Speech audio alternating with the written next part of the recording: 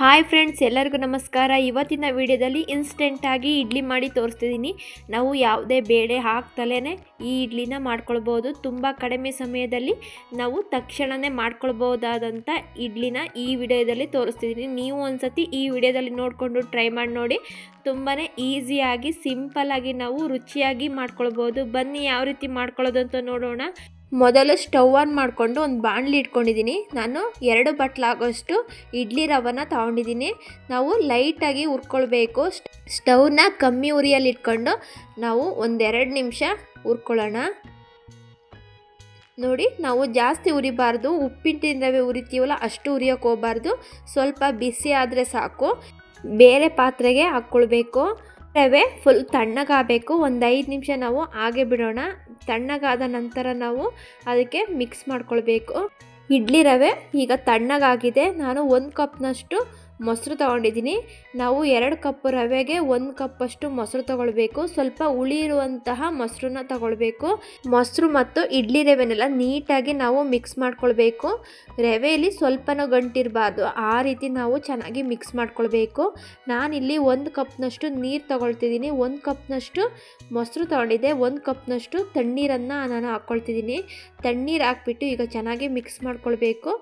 ಈಗ ನಾನು ಮಿಕ್ಸ್ ಮಾಡಿಕೊಂಡು ಇಟ್ಕೊಂಡಿದ್ದೀನಿ. ರುಚಿಗೆ ತಕ್ಕಷ್ಟು ಉಪ್ಪು ಹಾಕ್ಕೊಳ್ಬೇಕು. ನಾನಿಲ್ಲಿ ಒಂದು ಅರ್ಧ ಟೇಬಲ್ ಸ್ಪೂನಷ್ಟು ಪುಡಿ ಉಪ್ಪನ್ನ ಹಾಕ್ಕೊಂಡಿದ್ದೀನಿ. 1 ಚಿಟಿಕೆಯಷ್ಟು ಅಡುಗೆ ಸೋಡಾನ ಹಾಕ್ಕೊಂಡಿದ್ದೀನಿ. ನಾವು ಅಡುಗೆ ಸೋಡಾ ಬದಲು ಈನೋ ಅಥವಾ ಅಡುಗೆ ಸೋಡಾನ ನಾವು ಯೂಸ್ ಮಾಡ್ಕೊಳ್ಬೋದು. ಯೂಸ್ ಮಾಡೋದ್ರಿಂದ ಇನ್ನೂ ಶುಭ್ರವಾಗಿ ಚೆನ್ನಾಗಿ ಬರುತ್ತೆ. ಈಗ ನಾವು ಮಿಕ್ಸ್ ಮಾಡಿಕೊಂಡು ಒಂದು ಅರ್ಧ ಗಂಟೆ ನೆನೆಯೋದಕ್ಕೆ ಬಿಡಬೇಕು. ಇಡ್ಲಿ ಬೇಯಿಸ್ಕೊಳ್ಳೋಕ್ಕೆ ನೀರನ್ನ ಬಿಸಿ ಮಾಡೋದಕ್ಕೆ ಇಟ್ಕೊಂಡಿದ್ದೀನಿ. ನೋಡಿ, ಈಗ ಅರ್ಧ ಗಂಟೆ ಆಗಿದೆ. ಸ್ವಲ್ಪ ಹಿಟ್ಟು ಕೂಡ ಉಬ್ಬಿ ಬಂದಿದೆ.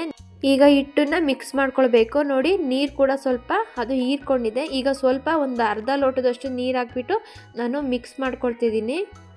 ನೋಡಿ, ತೀರಾ ತೆಳು ಮಾಡ್ಕೊಳ್ಬಾರ್ದು, ಗಟ್ಟಿನೇ ಇರಬೇಕು. 1-2 ನಿಮಿಷ ನಾವು ಇದೇ ರೀತಿ ತಿರುಗಿಸ್ಕೊಂಡು ಹಿಟ್ಟನ್ನು ಅಗ್ರ ಮಾಡ್ಕೊಳ್ಬೇಕು. ಇಡ್ಲಿ ಪಾತ್ರೆಗೆ ನಾವು ಎಣ್ಣೆನ ಸವರ್ಕೊಳ್ಬೇಕು. ನೋಡಿ, ನಾವು ಎಣ್ಣೆ ಸವರ್ಕೊಳ್ಳೋದ್ರಿಂದ ಇಡ್ಲಿ ಸ್ವಲ್ಪನೂ ಅಂಟಲ್ಲ. ಎಲ್ಲ ನಾವು ಪಾತ್ರೆಗೆ ಈ ರೀತಿ ಎಣ್ಣೆನ ಸವರ್ಕೊಂಡ್ಬಿಟ್ಟು ಈಗ ಇಡ್ಲಿ ಹಿಟ್ಟನ್ನು ಹಾಕ್ಕೊಳ್ಬೇಕು. ನಾವು ಅರ್ಧದಷ್ಟು ಇಡ್ಲಿ ಹಿಟ್ಟನ್ನ ಹಾಕ್ಕೊಳ್ಬೇಕು. ಹಿಟ್ಟು ನಾನು ಹಾಕ್ಕೊಂಡು ರೆಡಿ ಮಾಡ್ಕೊಂಡಿದ್ದೀನಿ. ಈಗ ನೀರು ಕೂಡ ಬಿಸಿಯಾಗಿದೆ. ಈಗ ಇಡ್ಲಿ ಪಾತ್ರೆಗೆ ನಾನು ಇಟ್ಕೊಳ್ತಿದ್ದೀನಿ. ನೋಡಿ, ಈ ರೀತಿ ಇಟ್ಕೊಂಡು ನಾವು ಒಂದು 10-12 ನಿಮಿಷಗಳ ಕಾಲ ನಾವು ಬೇಯಿಸ್ಕೊಳ್ಬೇಕು. ಇಡ್ಲಿ ಬೇಗನೆ ಬೇಯೋದ್ರಿಂದ ನಾವು 10 ನಿಮಿಷ ಬೇಯಿಸ್ಕೊಂಡ್ರೆ ಸಾಕು. ನೋಡಿ, ಇಡ್ಲಿ ಈಗ ಬೆಂದಿದೆ.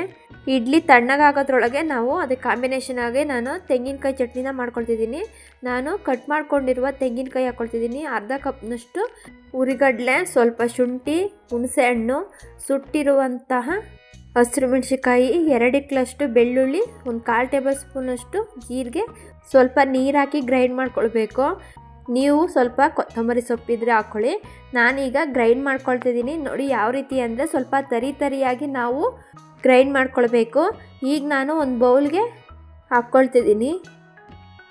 ನೋಡಿ, ಸಿಂಪಲ್ಲಾಗಿ ನಾವು ತೆಂಗಿನಕಾಯಿ ಚಟ್ನಿ ಅಥವಾ ಟೊಮೊಟೊ ಚಟ್ನಿನ ಸಹ ಮಾಡ್ಕೊಳ್ಬೋದು. ಇಡ್ಲಿ ಸಾಂಬಾರು ಕೂಡ ತುಂಬಾ ಚೆನ್ನಾಗಿರುತ್ತೆ.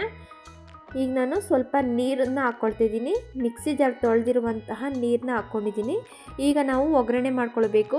ಒಂದು 2 ಟೇಬಲ್ ಸ್ಪೂನ್ ಎಣ್ಣೆಗೆ ಒಂದು ಅರ್ಧ ಟೇಬಲ್ ಸ್ಪೂನಷ್ಟು ಸಾಸಿವೆ, ಒಂದು ಅರ್ಧ ಟೇಬಲ್ ಸ್ಪೂನಷ್ಟು ಉದ್ದಿನ ಬೇಳೆನ ಹಾಕ್ಕೊಂಡು ಫ್ರೈ ಮಾಡ್ಕೊಳ್ಬೇಕು.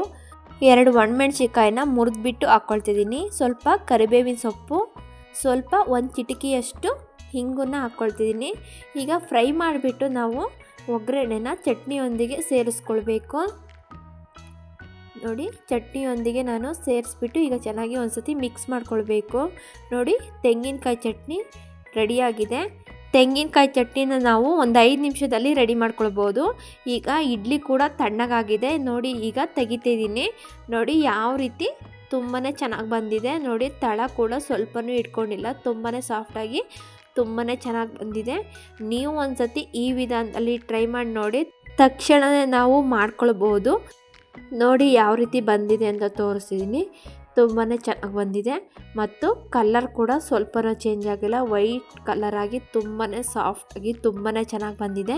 ನಾನೀಗ ಒಂದು ತಟ್ಟೆಗೆ ಸರ್ವ್ ಮಾಡಿ ತೋರಿಸ್ತಿದ್ದೀನಿ. ನೋಡಿ, ಯಾವ ರೀತಿ ಬಂದಿದೆ ಅಂತ. ನಾವು ಕಾಂಬಿನೇಷನ್ ಆಗಿ ತೆಂಗಿನಕಾಯಿ ಚಟ್ನಿ ಮಾಡ್ಕೊಳ್ಬೋದು, ಸಾಂಬಾರು ಅಥವಾ ಟೊಮೊಟೊ ಚಟ್ನಿನ ನಾವು ಮಾಡ್ಕೊಳ್ಬೋದು. ಈ ರೆಸಿಪಿ ನಿಮಗೆ ಇಷ್ಟ ಆಯಿತು ಅಂದರೆ ಲೈಕ್ ಮಾಡಿ, ಶೇರ್ ಮಾಡಿ, ಕಮೆಂಟ್ ಮಾಡಿ. ಯಾರೆಲ್ಲ ನನ್ನ ಚಾನಲ್ನ ಹೊಸ್ದಾಗಿ ನೋಡ್ತಿದ್ದೀರಾ ದಯವಿಟ್ಟು ಲೈಕ್ ಮಾಡಿ, ಸಬ್ಸ್ಕ್ರೈಬ್ ಮಾಡಿ, ಪಕ್ಕದಲ್ಲೇ ಇರುವ ಬೆಲ್ ಬಟನನ್ನು ಕ್ಲಿಕ್ ಮಾಡಿ ಸಪೋರ್ಟ್ ಮಾಡಿ. ವಿಡಿಯೋ ಇಷ್ಟ ಆಯಿತು ಅಂದರೆ ಲೈಕ್ ಮಾಡಿ, ಶೇರ್ ಮಾಡಿ, ಫ್ಯಾಮಿಲಿ ಜೊತೆ ಫ್ರೆಂಡ್ಸ್ ಜೊತೆ ಶೇರ್ ಮಾಡಿ, ಸಪೋರ್ಟ್ ಮಾಡಿ. ನೋಡಿ ಇಡ್ಲಿ ಯಾವ ರೀತಿ ಬಂದಿದೆ ಅಂತ ತೋರಿಸ್ತಿದ್ದೀನಿ. ತುಂಬಾ ಸಾಫ್ಟಾಗಿ ತುಂಬಾ ಚೆನ್ನಾಗಿ ಬಂದಿದೆ. ನೀವು ಒಂದು ಸತಿ ಈ ವಿಧಾನದಲ್ಲಿ ಟ್ರೈ ಮಾಡಿ ನೋಡಿ ಹೇಗೆ ಬಂತು ಅಂತ ಕಮೆಂಟ್ ಮಾಡಿ. Thank you.